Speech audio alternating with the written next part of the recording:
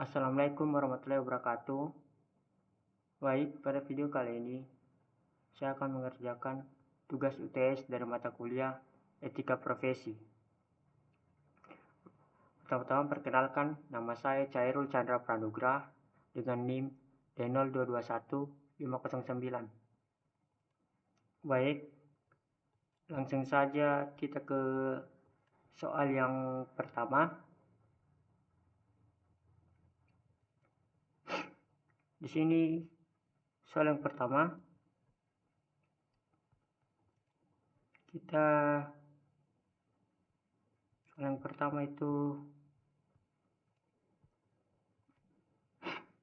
disuruh eksplorasi literatur etika profesi. Identifikasi dan tinjau 2 jurnal akademi yang membahas kasus etika dalam profesi TI yang terkait dengan penggunaan data pribadi. Buat ringkasan komparatif dari kedua kasus tersebut dengan fokus pada langkah-langkah penyelesaian masalah yang diambil oleh profesional TI. Kemudian yang kedua dijelaskan bagaimana prinsip-prinsip etika profesional yang didasarkan oleh penulis jurnal tersebut dapat diterapkan dalam kasus yang Anda ketahui sebelumnya.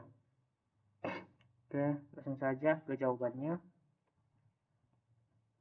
Adapun jurnal akademi yang membahas kasus etika dalam profesi TI terkait dengan penggunaan data pribadi itu, yang pertama itu dari jurnal yang pertama. Dari situ judulnya Dilema Etika dalam Pengumpulan Data Pribadi untuk Riset Perspektif Hukum dan Etika Profesi Informatika di Indonesia. Adapun dia penulisnya itu Rahmawati F dan Sudiyopyo A. Tahunnya 2021.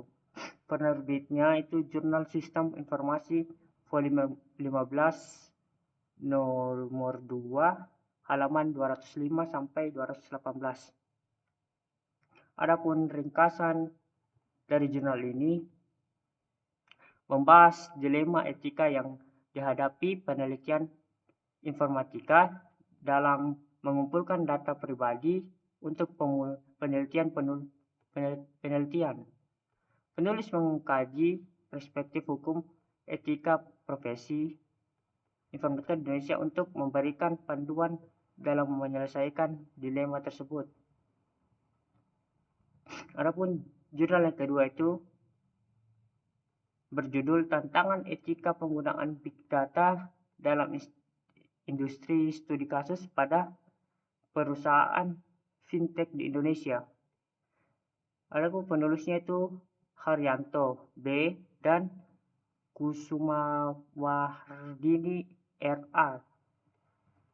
tahun 2020. Adapun penerbitnya itu dari Jurnal Teknologi Informasi dan Komunikasi volume 8 nomor 2 halaman 123 sampai 134. Adapun ringkasan dari jurnal ini membahas tentang etika yang dihadapi perusahaan fintech dalam penggunaan big data. Penulis melakukan studi kasus pada sebuah perusahaan fintech di Indonesia untuk menganalisis bagaimana perusahaan tersebut menangani masalah privasi data dan keamanan informasi. Selanjutnya itu ringkasan kooperatif. Adapun ringkasan kooperatif itu aspeknya terbagi menjadi fokus, pendekatan, temuan, dan langkah-langkah penyelesaian masalah. Yang pertama itu dari fokusnya. Untuk jurnal pertama, fokusnya dia dilema etika dalam pengumpulan data pribadi untuk penelitian. Kemudian jurnal kedua dia fokusnya ke tantangan etika menggunakan big data dalam industri.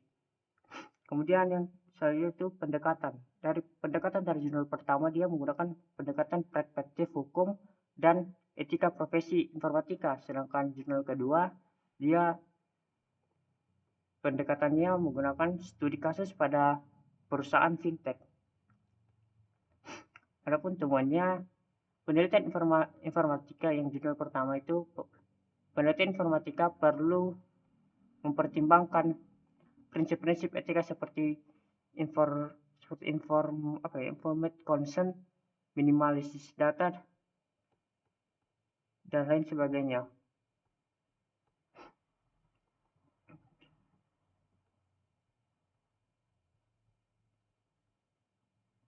Dan salah, mohon maaf. Di sini minimalisis data dan akuntabilitas dalam pengumpulan data pribadi, dan hukum di Indonesia seperti UU ITE dan UU Perlindungan Data Pribadi perlu diperkuat untuk memberikan perlindungan yang lebih baik bagi data pribadi.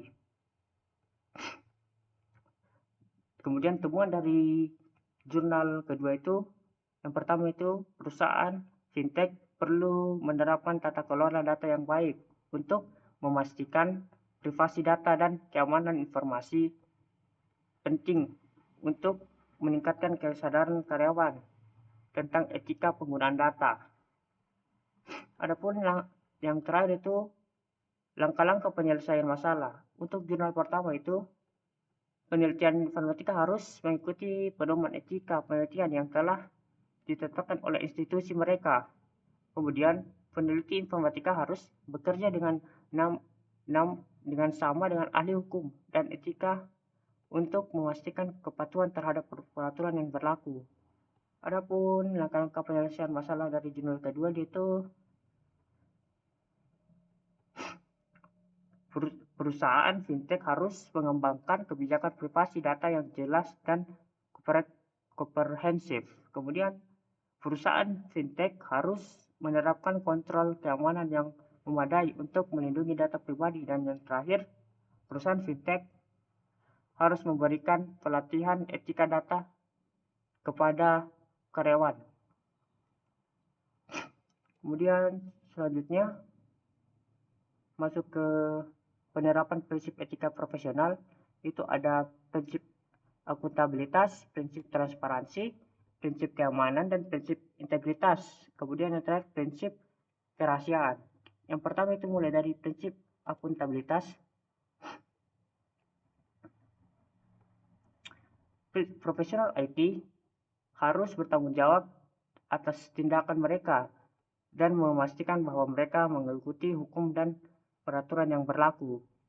Kemudian itu dari prinsip transparansi, maksudnya itu prinsip profesional IT harus transparan dalam cara mereka menggunakan data pribadi dan memberikan informasi yang jelas kepada individu tentang bagaimana data mereka digunakan. Kemudian itu prinsip keamanan, maksudnya itu profesional IT harus mengambil langkah-langkah yang tepat untuk melindungi data pribadi dan akses yang tidak sah. Penggunaan, pengungkapan, perubahan, atau penghancuran. Kemudian prinsip integritas. Maksudnya itu profesional IT harus menjaga integritas data pribadi dan memastikan bahwa data tersebut akurat, lengkap, dan terkini. Kemudian yang terakhir itu prinsip kerahasiaan. Di situ maksudnya itu profesional IT harus menjaga kerahasiaan data pribadi dan hanya menggunakan data tersebut kepada pihak yang berwenang saja. Selanjutnya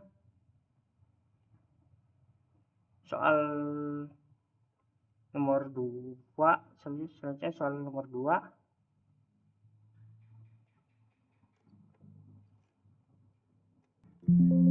Langsung saja, itu soal kedua, analisis keputusan etis berbasis riset.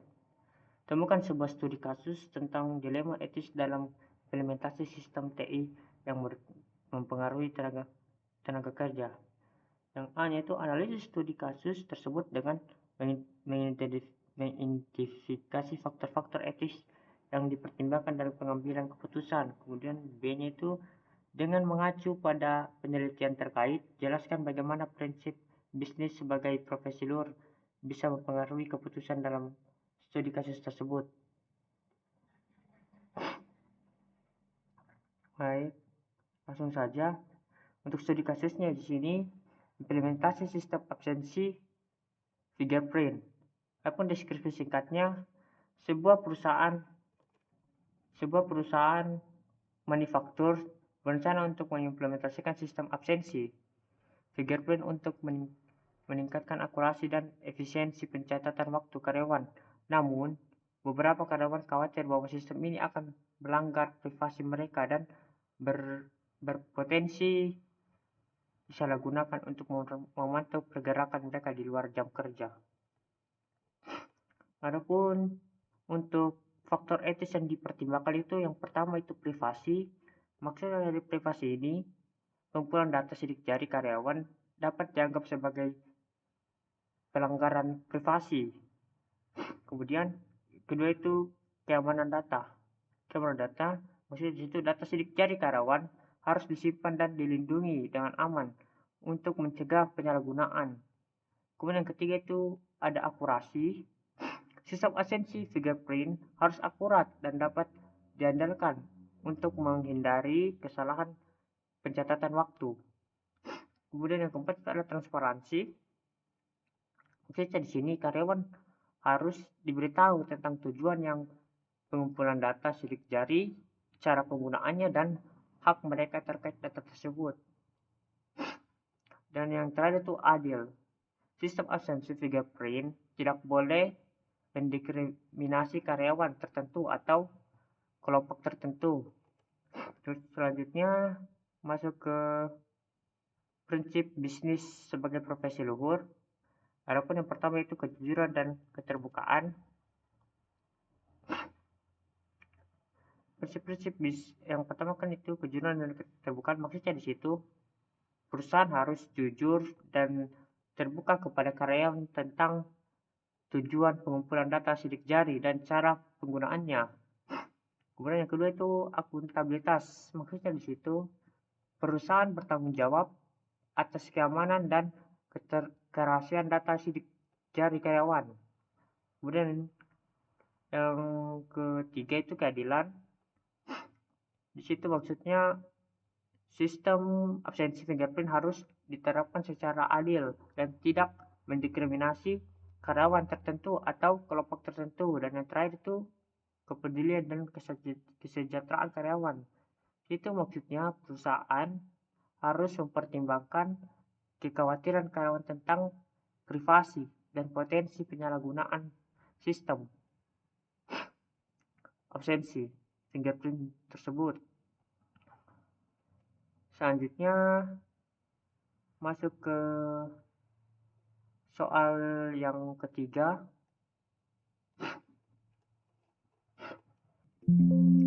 Soal ketiga, penelitian dampak cybercrime. Pengakuan tinjauan literatur tentang dampak cybercrime terhadap masyarakat dan profesional IT.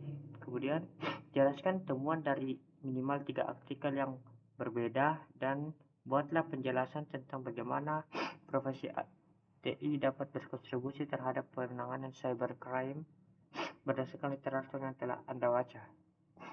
Baik, yang saja di sini bagaimana temuan dari minimal 3 artikel yang berbeda. Yang pertama itu dari dampak terhadap masyarakat. Dari literatur yang saya baca yang bersumber dari Bapeda Jabar Prof Go ID, itu dampak yang paling sering itu ada dari pencurian data pribadi. Menurut dari sumber Bapeda Jabar Prof Go ID, cybercrime dapat mengakibatkan pencurian data pribadi seperti informasi keuangan, identitas, dan kesehatan yang dapat berakibat pada kerugian finansial, penipuan identitas, dan masalah kesehatan mental. Adapun dampak terhadap masyarakat yang dari literatur lain itu dari sumber ocbc.id, itu dampak yang dampak yang terhadap masyarakat itu kerugian finansial. Cybercrime dapat menyebabkan kerugian finansial langsung bagi individual dan organisasi melalui penipuan online, pencurian kartu kredit, dan ransomware. Menurut sumber dari itu ocbc.id.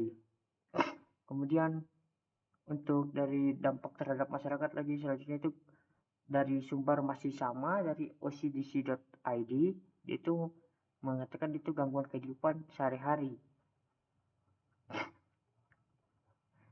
Cybercrime dapat mengganggu kehidupan sehari-hari dengan menyerang infrastruktur kriteria seperti jaringan, listrik, dan layanan keuangan, serta penyebaran informasi yang salah dan propaganda. Adapun selanjutnya itu dampak terhadap profesional IT sendiri, itu dari sumber ocbc.id mengatakan yang pertama itu meningkatnya permintaan keamanan cyber. Karena dampaknya terhadap profesional IT itu, permintaan akan profesional IT dengan keahlian keamanan siber meningkat pesat karena organisasi berusaha melindungi diri dari cybercrime. Kemudian itu beban kerja meningkat. Masih sama sumber dari ocbc.id, profesional TI mungkin mengalami beban kerja yang lebih tinggi karena harus menangani insiden cybercrime, menyarankan langkah-langkah keamanan, dan meningkatkan kesadaran keamanan pengguna. Adapun yang terakhir itu stres dan tekanan. Ini termasuk dari dampak terhadap profesional IT.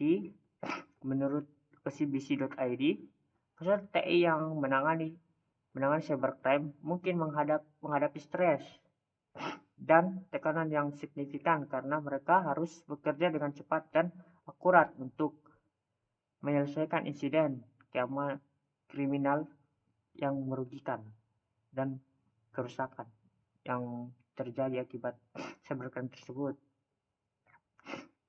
Walaupun selanjutnya kontribusi profesi TI dalam penanganan cybercrime. Berdasarkan literatur yang telah saya baca, prediksi TI dapat berkontribusi terhadap penanganan cybercrime dalam beberapa hal berikut. Mencegah cybercrime. Maksudnya di sini profesional TI dapat merancang, menerangkan, dan memelihara sistem keamanan siber yang kuat untuk mencegah cybercrime. Kemudian itu yang kedua itu menyelidiki cybercrime. Profesional TI dengan keahlian forensik digital dapat menyelidiki cybercrime untuk mengidentifikasi pelakunya, mengumpulkan bukti, dan memulihkan data. Dan kemudian yang ketiga itu meningkatkan kesadaran keamanan. Itu maksudnya itu profesional TI dapat meningkatkan kesadaran keamanan yang pengguna, memberikan pelatihan edukasi dan kampanye kesadaran Kemudian yang terakhir itu berkolaborasi dengan penegak hukum. Maksudnya di situ profesional TI dapat bekerja sama dengan penegak hukum untuk menyelidiki dan menuntut pelaku cybercrime. Baik, selanjutnya masuk soal keempat. Baik, untuk soal nomor 4, sintesis etika dan hukum dalam TI. Carilah artikel hukum yang membahas tentang kelemahan etis dalam privasi dan perlindungan data. Kemudian analisis dan bandingkan pendekatan hukum dalam dua negara yang berbeda terhadap masalah yang sama. Dan dengan merujuk pada artikel tersebut, jelaskan bagaimana Anda sebagai pimpinan TI akan menanggapi jika didapatkan pada situasi serupa. Baik, langsung saja ke jawabannya. Di sini perbandingan pendekatan hukum Tidak salah, langsung saja ke jawabannya. Maksud saya di sini analisis kelemahan etis privasi dan perlindungan data.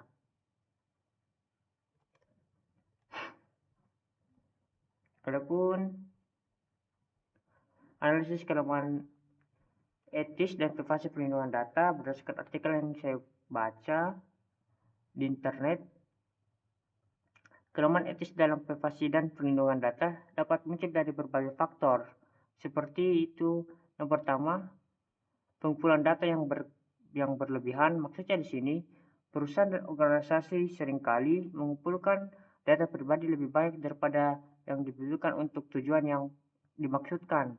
Kemudian itu yang kedua itu penggunaan data yang tidak sah.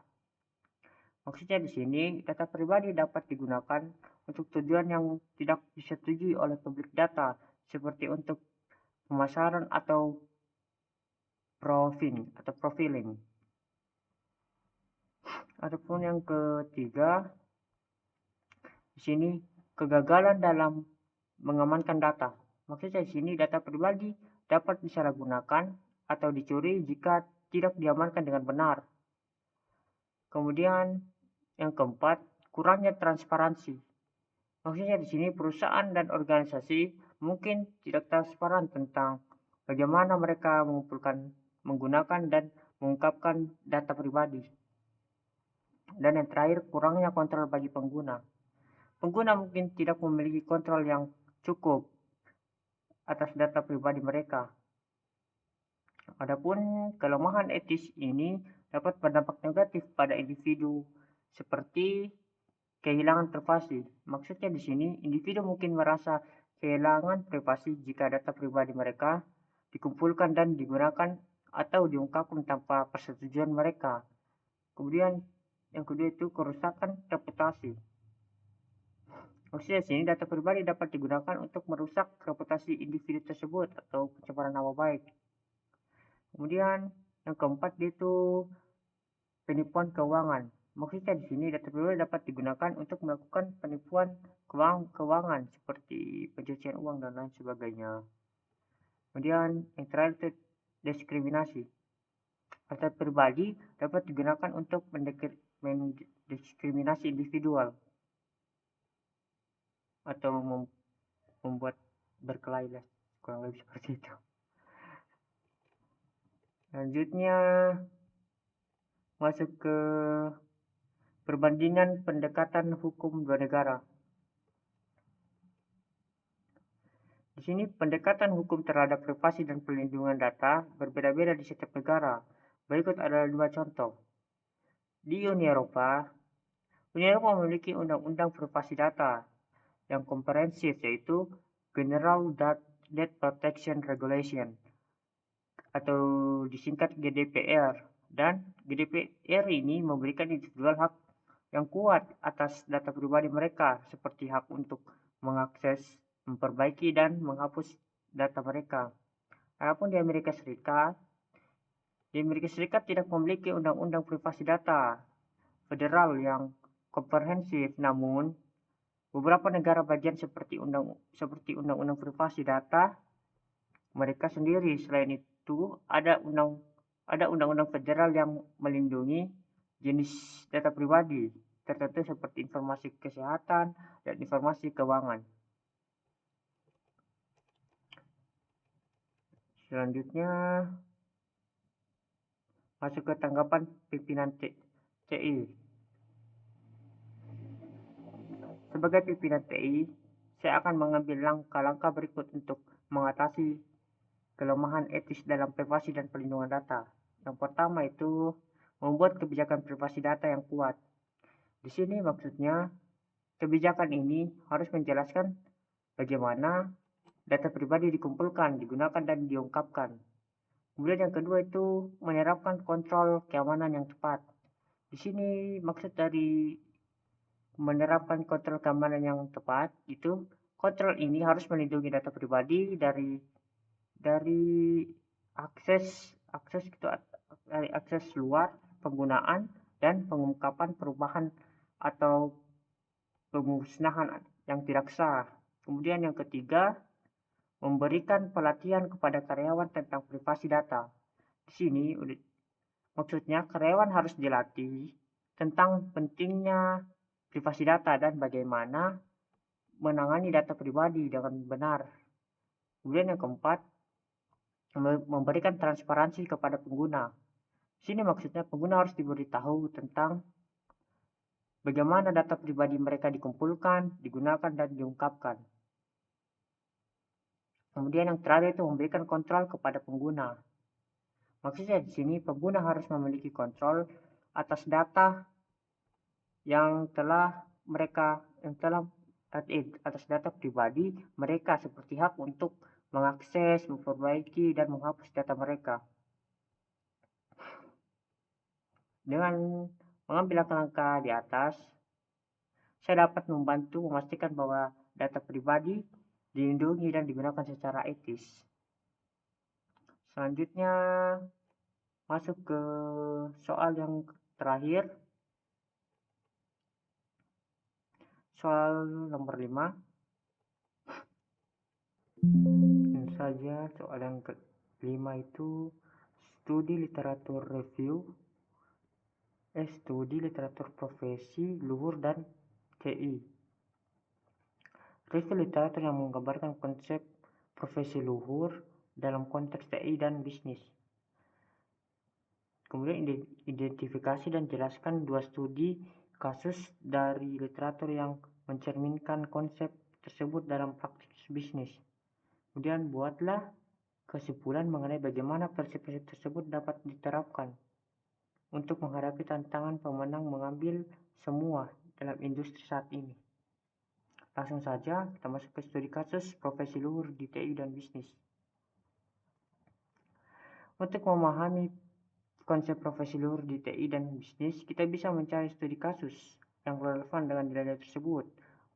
Antara lain itu seperti studi kasus perusahaan rintisan yang fokus pada pemberdayaan masyarakat melalui teknologi. Kemudian studi kasus konsultan TI yang menolak mengerjakan proyek merugikan kepentingan publik. Kemudian selanjutnya masuk ke prinsip profesi luhur untuk menghadapi tantangan pemenang ambil semua. Di sini, prinsip-prinsip profesi luhur dapat diterapkan untuk menghadapi tantangan pemenang mengambil semua dalam industri TI dengan cara yang pertama itu mendapatkan